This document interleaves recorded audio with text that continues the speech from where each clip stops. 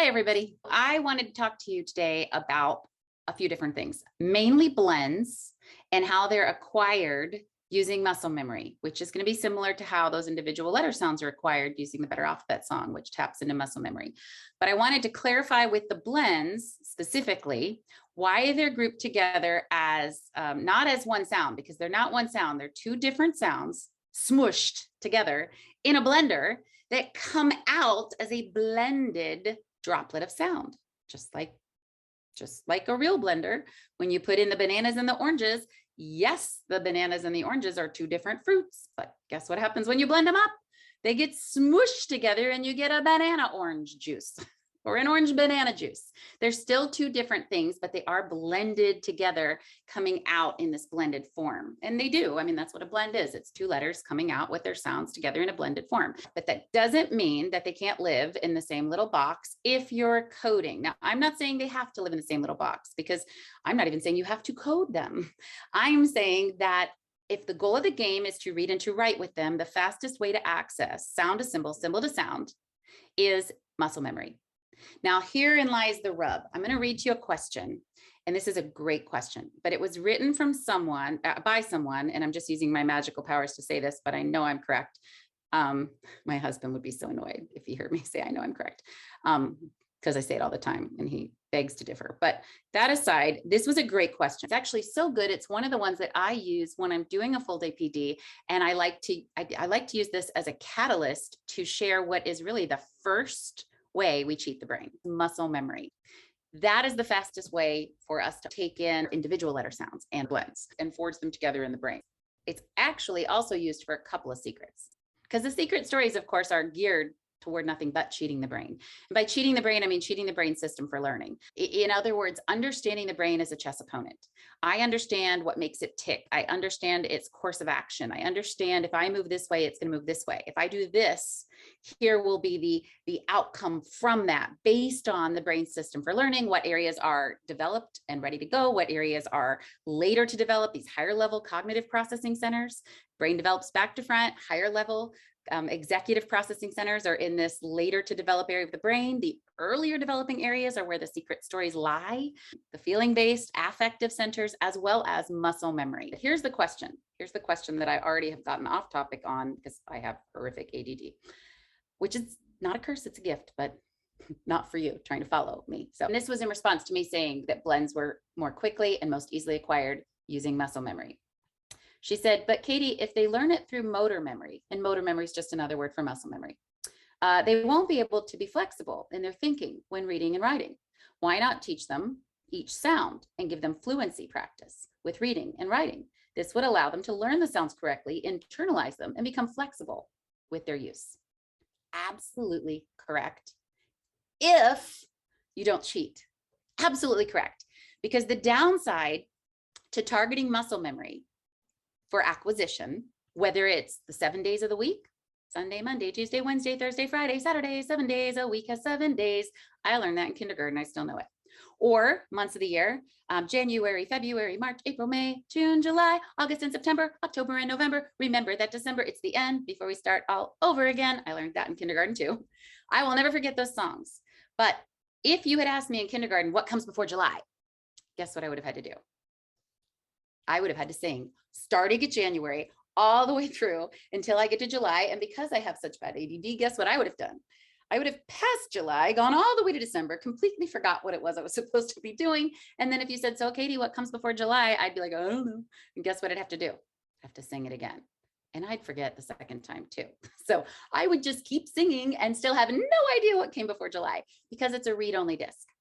Repetitive pitch, rhythm, and intonation is stored like a read-only disc. And it's a blessing and a curse. Muscle memory is a process that occurs in this very early developing area of the brain. Muscle memory activates when information is coded with repetitious pitch, rhythm, and intonation. That's what activates our muscle memory. So it's easily stored and it's very easily retrieved.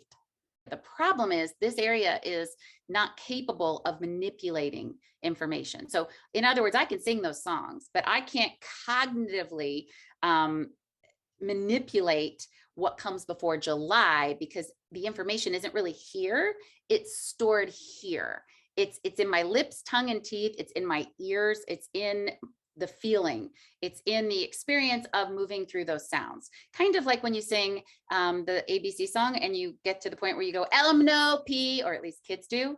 They're not cognitively aware that those are all individual letters necessarily, because a 3-year-old could sing that song. Their lips, tongue, and teeth are taking them on that journey through those sounds. But that's why L-M-N-O turned into like a letter that isn't real. That's why that song is of no value whatsoever. It's stuck as a read-only disc in muscle memory, just like the itsy bitsy spider and up the water spout. Kids won't accidentally say the itsy bitsy kangaroo because their lips, tongue, and teeth are going to lead them on the track. It's not happening up here. They don't even have to be aware that they're singing. So it's muscle memory. The trick is we can cheat it. If you understand the brain as a chess opponent and you know that any repeated pitch, rhythm, and intonation will automatically be stored with ease, but that once it's stored, it's locked together as a read-only disc that can only be regurgitated, but can't be pulled apart, twisted around, and used for other purposes, which of course we have to do. Like this person asked on Facebook, the whole purpose of these letters and sounds is to manipulate them with flexibility and to be fluid with their use. So obviously you might walk away thinking, well, then letters and sounds just aren't a good thing to teach with muscle memory. You know, it's fine to teach days of the week and months of the year or 50 nifty states with muscle memory, because that can be a read-only disc. You can sing the whole song if you have to remember what the capital of Michigan is. That's not something you're going to have to manipulate every day, but not letters and sounds. Well, see, this is where I beg to differ, because if you chop it up into 26 mini songs so that every single letter sound connection is its own song, and all you have to do is repeat the tune to make that happen. Now it's not locked together anymore, which means kids can sing right on the K and the sound will pop out, or sing right on the W and the sound will pop out. So, or sing right on the BL and the sound will pop out. So in other words, if, and I shouldn't talk about blends yet, so I'm just talking about individual letter sounds, better alphabet. If they sing right on the letter they need, because the pitch, rhythm, and intonation keeps repeating, we don't have all of the letters and all the sounds locked together. Instead, we only are locking together the name of each letter with the sounds that it can make in the most likely order. So the first thing that their lips, tongue, and teeth guide them to is the most likely sound, and the next most likely follows. So for instance, when they sing, C says, but it can also say, they're never going to accidentally say C says, because that would be like singing the bitsy itsy spider. It's not going to come off their lips, tongue, and teeth. So they can start right on the letter they need and the sound comes out, because we cheated the process of muscle memory by breaking the song apart. Now, let's talk about blends for just a minute. And if we understand how muscle memory is activated and we understand the limitations that are typically that it's pure regurgitation that you get with no ability to manipulate, because that's a higher brain function that happens in the front. If we know this, we can actually use it to our advantage. We can take advantage of the brain systems for learning by pulling out all the good and leaving the bad behind.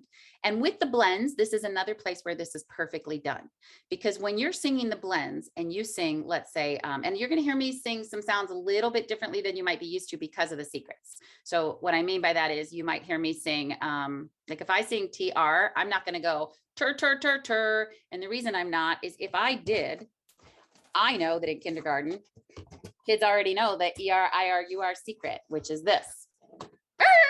So if I sing tur, tur, tur, tur, they're going to think I mean this. If you don't use secret stories, your kids would have no chance of knowing this. And so you could say tur, tur, tur, tur, and the only thing they know to account for the sound is R. But because secret stories gives fast access laterally to the code, with the idea being they need more pieces to do actually reading and writing of any sort. You can read and write all day long, but if you don't have the code to read and write with, what's the point really? You know, you're just going through the motions. The more they have, the more they can do, the more they actually do, the more value is gained from every moment of the day, every week, every month, every year, starting from kinder, not the kids stuck waiting for the code across 3 grade level years. Now, again, whole nother ballgame. Don't even want to get into that because this isn't a program. I'm not saying abandon your scope and sequence. I'm simply saying you aren't your scope and sequence and you shouldn't be shackled by it. So my point is, if I were to sing tur, tur, tur, tur, my kids would get confused. So I might sing tra, tra, tra, tra, or bruh, bruh, bruh, bruh. Now, if I do that, I want to hear back a BR. If I sing BR says, I want R. If I say ST says st, PL says pl, SM says sm. I want to see how quickly kids can go from sound to symbol, symbol to sound. And so this is actually how we practice the blends. We do something called Beethoven blends and Beethoven blends in reverse. This is also why they're in one box. So if I sing to the kids, BL says, I want to hear bl, ST says t, SP says p, SK says k. Now that is mimicking the process of decoding, because I am giving them the symbols and they have to give me back the sound. All of this is to support orthographic mapping in the brain. Orthographic mapping is what happens as the brain is taking in these sound symbol connections. So they're fluid and they're forged. And to support the brain having this ease of sound symbol connection and automaticity, that's the goal. And that's what the music does. That's the entire function of the music in Secret Stories. So all of the music download, with the exception of the Better Alphabet, because the Better Alphabet is to give those individual letters and sounds. That's why it is a comprehensive piece. It's the first track. Every other exercise on the music download is to build automaticity with the sound symbol relationships. And it's to move kids from sound to symbol or symbol to sound. Both are equally important. One mimics decoding, one mimics encoding. So if I sing BL says and the kids go blah, or ST says and they go st, that's what they would have to do if they were reading. They have to see the letters and the sound has to come together in their head. That's what a reader has to do. ST says t. How fast can you go from ST to st? If we reverse it, and I do Beethoven blends in reverse, and I say blah, blah, blah, blah, BL, ST, sp, sp, sp, sp, SP, tw, tw, tw, tw, TW. That's me giving the sound, and the kids have to tell me the letters, the blend letters that make it the consonant blend. So if I sing tw, tw, tw, tw, they have to tell me TW. That's what a writer has to do.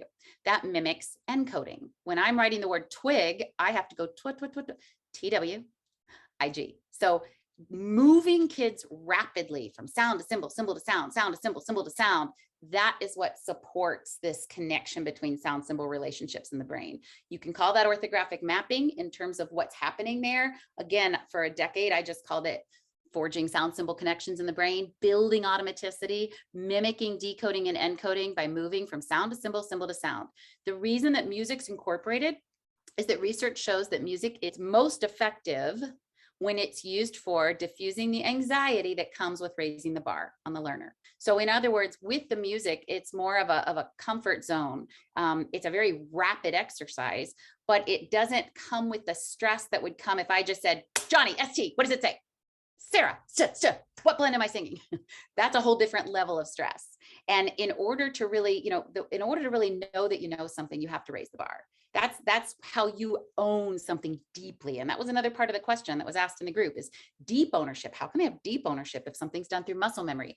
The muscle memory is the instantaneous and immediate retrieval of the sound symbol relationship. That is orthographic mapping in the brain. That's what happens when these sounds and symbols are connected, forged together. It is an instantaneous retrieval. Where the thinking comes in, where the higher level executive processing starts to actually come into play is as this transfers for use.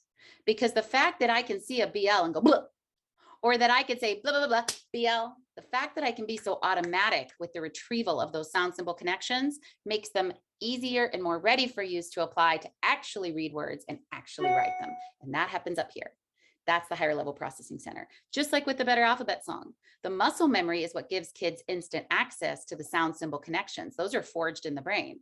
But in order to use them to write the word b, it, or k, at, or to read those words, it has to transfer to this higher level processing.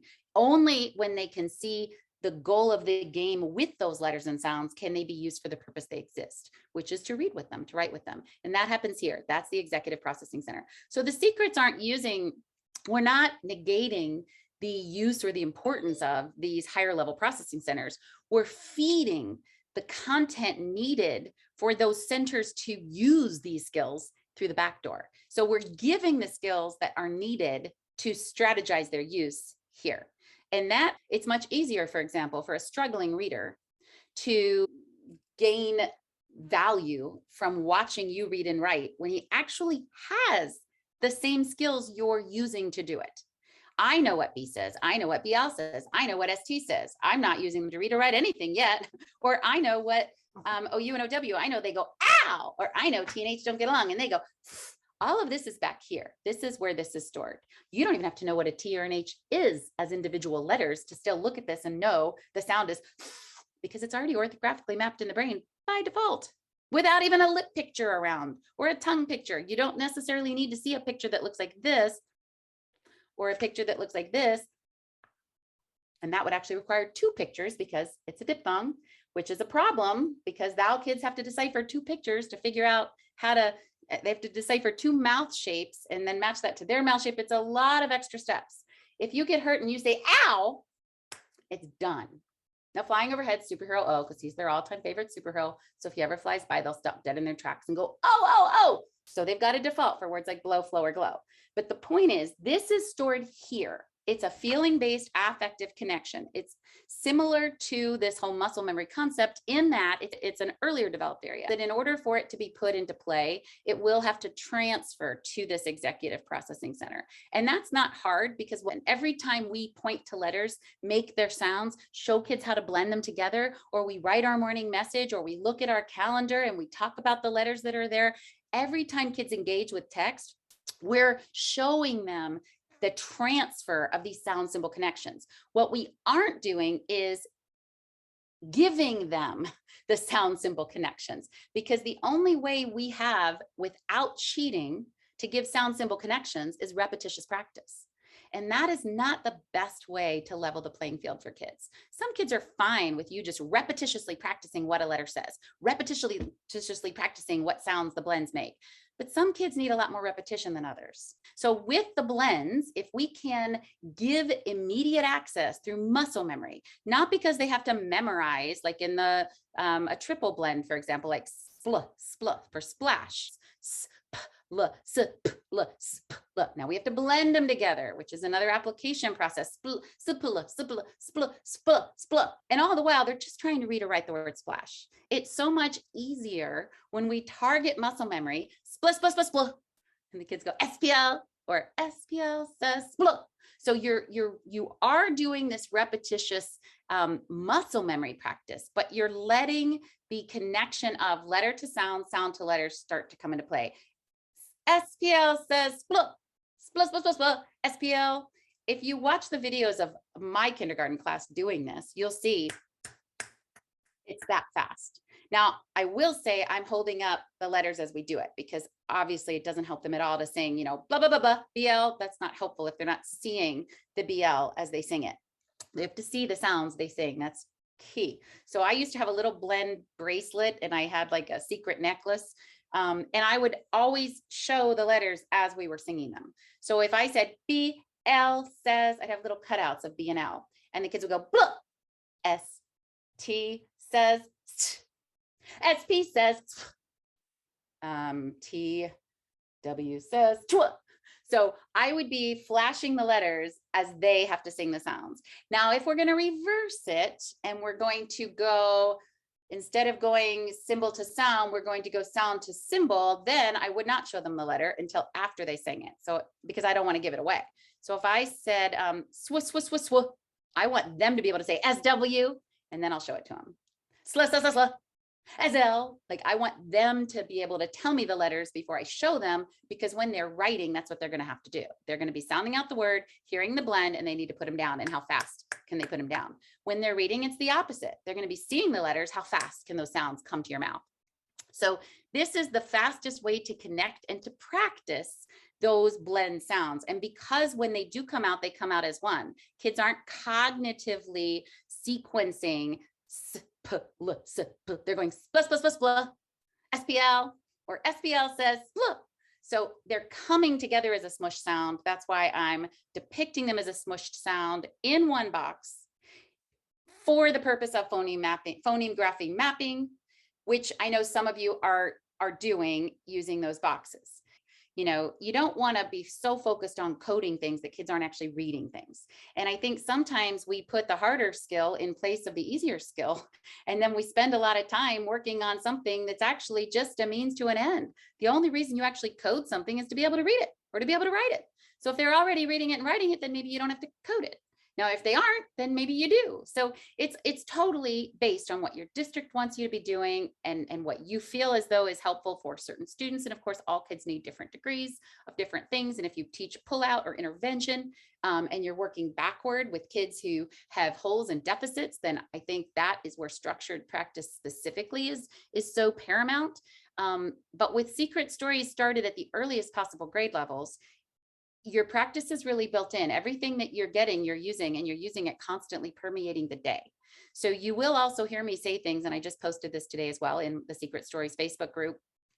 Somebody was talking about, you know, I'm trying to use the digital things on Teacher Pay Teachers, and sometimes I'm not sure like how or why. And you don't have to use all the digital things on Teacher Pay Teachers. I had none of the digital things on Teacher Pay Teachers in the classroom. I just had a kit, book posters, music download. The 3 core components of Secret Stories. Yes, the flashcards are handy as little cheat sheets, and they also, for a second set of visuals, are key. And I did have a second set of visuals. They just weren't this kind of compact. But I didn't have the digital pieces. The TPT digital pieces are different ways to play. They're made kind of like the musical download is made to show you examples of application, not to do it all kind of for you, meaning it's not a program where you're going to download 400 pages of all of your structured literacy practice or of all of the sight words you could ever have across the different grade levels. That's not what it's for. It's to, like, for example, the decoding sight words pack. It's to show you how the secrets are in the sight words, and so you can just decode them instead of memorize them. And it's also to make those concrete connections clear for your kids to see, oh, these keys let me unlock all of these words because the secrets are in the sight words. So it's a teachable tool. Those lessons are designed to make points clear. And then with that understanding and the templates that are contained, to run with it in your own way, with your own words, with your own vocabulary or spelling or this or that. And really, even with Beethoven blends, we take it again, like with the digital products, the musical manipulations are all just examples. So you'll notice on Beethoven blends in your music download, first it's done with individual sounds. So you'll hear me go buh, buh, buh, buh, and the kids go b. That practices encoding, which is spelling. Here's the sound, b, b, b, b, b, b. Kids sing b or t, t, t, t. Then you'll hear me reverse it and say T says, and the kids have to go t. B says, and the kids go B. That practices decoding. That's what a reader has to do. See the B, know to say B. Then we take it up a notch and do it with the blends on the musical download. So you'll hear me say, you know, ST says, and you'll hear st. Now that again is what a reader has to do. There's the ST, sound has to pop out of my mouth instantly so that I don't have to tax working memory to pull that sound. I don't have to try to remember 2 separate sounds and then blend the S and the T together, all the while not even looking at the rest of the word yet, which is, let's say, ORM for storm. I can just see the ST and go st, and then see the OR, that's a secret, and go or, m, st, orm, storm. So much faster, so much quicker for the purpose it's done, which is to read the word or to spell the word. St, st, st, st, ST. How fast can your kids say those 2 letters? How fast do they equate those 2 letters with that sound? The music is what builds that automaticity. So now I've got the ST on my paper. I can focus on the next part. Or, secret. Look at my secret wall. I see the or. You can see it behind me in my virtual background right there. And I can see the letters that I need for it. So now I put those down and now I've only got an M. So the fact that muscle memory can be such an easy trigger for retrieval is key for kids who have poor working memory, because they don't have to do as many steps. And it's also key for early grade learners who don't have the cognitive readiness to take that many steps or even to acquire all of those sound symbol connections as sound symbol connections. If you don't use this kind of blended muscle memory for the blends, then what you're requiring kids to do is do double work on individual letter sound retrieval, because it's hard enough to show a kid a K and make them remember cases cook. But if you're going to use a blend or recall a blend using that same format, now you've got to remember, let's say, what an S says and what an L says and how to blend them together, all of which you have to do in order to just get that first part of whatever that word is. And now you still have potential secrets that are going to be phonics patterns that you probably don't even know yet, because they're going to be spread across 3 grade level years, plus individual sounds. It's almost just like impossible, really. So the fastest way to get them is to make them mushed and to pull them in a quick way. And that is just, if there's just nothing that does it faster than muscle memory, connecting sounds to symbols, symbols to sound as fast, as quickly as possible. And music is just the fastest way to do it. So Beethoven blends in reverse, apples and bananas, Where is Thumpkin, all of these already familiar tunes are used as templates for rapid scale manipulation. And they are what build the automaticity for not just individual letters and sounds and not just blends, but for the secrets as well. Without the music, kids are going to be a lot more reliant on the posters on your sound wall a lot longer. What you want to do is wean them off of having to keep checking the posters when they're reading and writing, and have it just be instant and automatic. And that is what the music does, not just with the blends, but with all the secrets. It's just the blends. Again, we're pulling these sounds together in the lips, tongue, and teeth.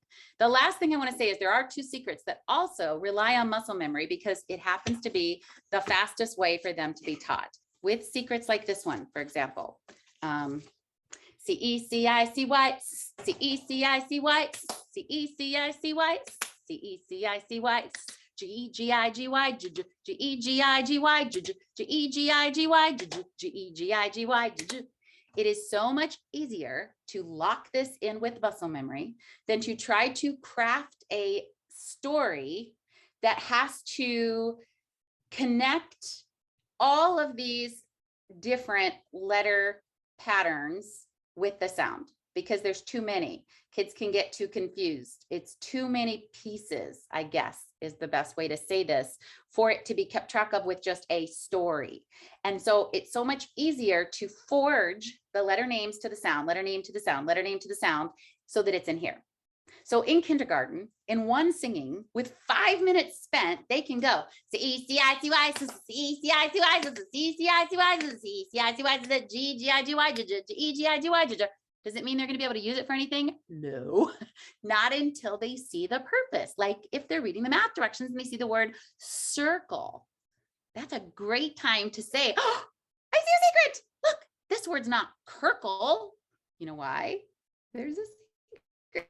Do you guys see it? Do you guys see the secret that's in the word circle, or in the word center, or in the word city? These secrets are everywhere. It's just that it's a matter of noticing. And then once they notice, they have a way, and again, that's the transference. I can go C-E-C-I-C-Y, so I can do my little, Mexican hat dance to do the practice with the muscle memory, but to transfer that now instant retrieval for a purpose to be used, that is where the daily instruction provides all these perfect ample opportunities. And as I do that, as they notice, oh, the word city, C-C-I, C-I, C-I goes, S-S. That's right. That's why the word's city and not kitty, because it's got that CI. So that's where we can facilitate the transfer, but owning it, instant retrieval, instant access, and not just for reading, really more for spelling, because trying to spell when you have all these different sound sequences or letter sequences, it can be tricky. And here's my last example of that. T-I-O-N, S-I-O-N, A-T-I-O-N. It's a lot of letters. I will tell you, I was walking by a friend of mine's 3rd grade classroom back when I used to be teaching, and I was teaching 1st grade, I think at the time. And I heard her going over spelling tests where a lot of the words had these sounds, like tension, evaporation. I'm trying to think of what some of the other ones were. Concentration, some were A-T-I-O-N, some were T-I-O-N, some were S-I-O-N, but it was just a mixing of all these words. And some of the kids were, saying like S-O-I-N or O-I, S-O-I-N, like they were just mixing up the sequence because it's a lot of letters. So let it roll off their tongue, like put it somewhere else that doesn't have to be mentally remembered, cognitively remembered, because you don't necessarily hear the sounds. And so it's really rote memorization. And for some kids, that's a lot harder than others. For non-readers, it's incredibly hard because they have no other path to take. So it's so much easier to go T-I-O and Sean, T-I-O and Sean, S-I-O and shun, S-I-O and shun, A shun, A shun, A-T-I-O and A-T-I-O and A shun. Notice I'm just going symbols to sound, sound to symbols. T-I-O and shun, T-I-O and shun, S-I-O and shun, S-I-O and shun, A shun, A-T-I-O and A shun. Now there's a little story about why they're doing this, but it locks it in so that if kids, let's say, want to write the word, tension, shun, S-I-O and shun, you can hear it like a little voice in your head, S-I-O and shun. So they just write what they hear, S-I-O and shun. Or if they're trying to read and they see that S-I-O and shun, so they don't have to cognitively try to recall or memorize that S-I-O-N says shun. That's why that's a later skill. That's why it's a phonics skill not taught till second grade, because it's hard. It's hard to recall it as a spelling pattern in a particular sequence, especially since there are different ways to depict it and the sounds don't match up with what you actually hear the letters doing, as with most phonics patterns. But it's not hard to keep track or keep pace with those sequences of letters if it's locked into a place where your mouth will naturally follow the letters with the sound or the sound with the letters. So she gave me 2 minutes with her class. All we did was I said, guys, look, let me show you this. Are you ready? And I told him the little story. And then I said, okay, here we go. T-I-O and shun, T-I-O and shun, S-I-O and shun, S-I-O and shun, A shun, A shun, A-T-I-O and A-T-I-O and. That's all I did. And guess what they did? T-I-O and shun, T-I-O and shun. Never did they accidentally go T-O-I, N-O-I. It doesn't come out wrong any more than the itsy bitsy spider would turn into the itsy bitsy iguana. It's locked in their lips, tongue, and teeth. So it just makes it easy recall. It forges the letters with the sound and the sounds with the letters, which is the whole goal of reading and writing. Instantaneous retrieval. You see letters, the sounds pop out of your mouth. You hear the sounds you need, those letters are instantly accessible to you to put down on paper. That's the goal of the game. That's what supporting orthographic mapping in the brain is all about, supporting that process so that you have that accessibility to move from sound to symbol, symbol to sound, to decode and to encode.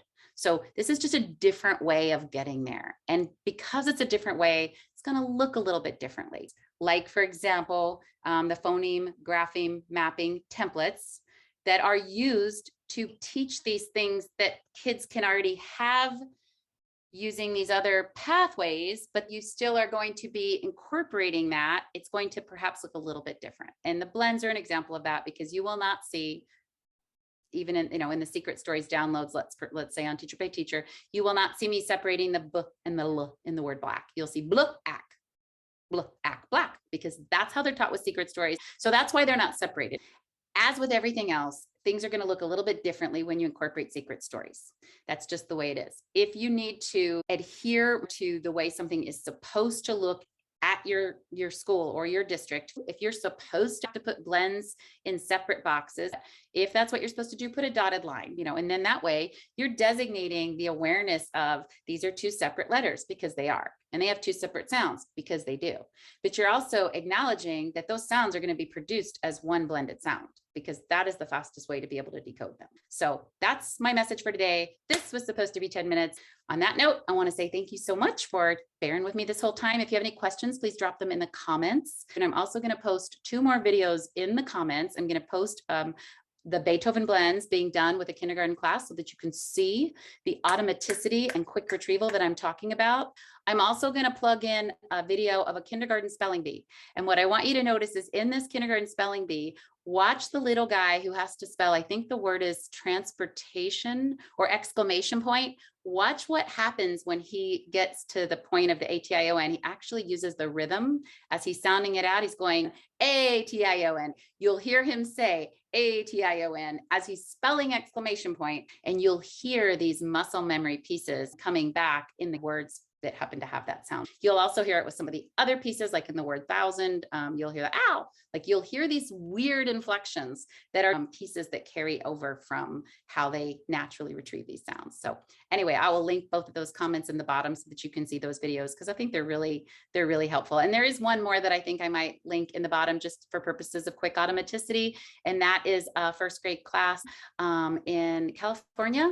And they're doing some out of the box spelling, just like the spelling bee I'm talking about, but there's some good visuals that were popped in there to show you how they're connecting, and also to show you the automaticity, so much so that the teacher was trying to practice phonemic awareness, because the lesson did not call for them to actually spell the word thunderstorm. They were not supposed to actually spell the word thunderstorm. What they were supposed to do is identify the sounds they could hear in the word thunderstorm. But you'll notice she had to keep backing them up. They'd say TH, and she'd say, no, just tell me the sound. And they go, she'd go, okay, now tell me the letters TH. She had to do it constantly because there was no middle step for them. The sound was the secret was the sound, and the letters and the sounds were inextricably linked. They were already mapped in the brain, and they had a very difficult time putting a step in the middle that they didn't need. And it was just almost comical to watch her try to get them to do what the lesson wanted, which was actually a step below what they were already capable of doing. And I applaud her for trying to stick with what she was supposed to be doing, all the while she had taken her class so far ahead that they were already on to the goal of the game, which is, let's just spell this word. Why are we playing around with what sound we hear? We already know what sound we hear, because that's why we're telling you the letters. So that's a good one too. So I'm going to link that one underneath as well. And thank you so much again for sticking with me. Now I went even longer. So anyway, thanks so much. And post any questions just below. I promise I will answer them.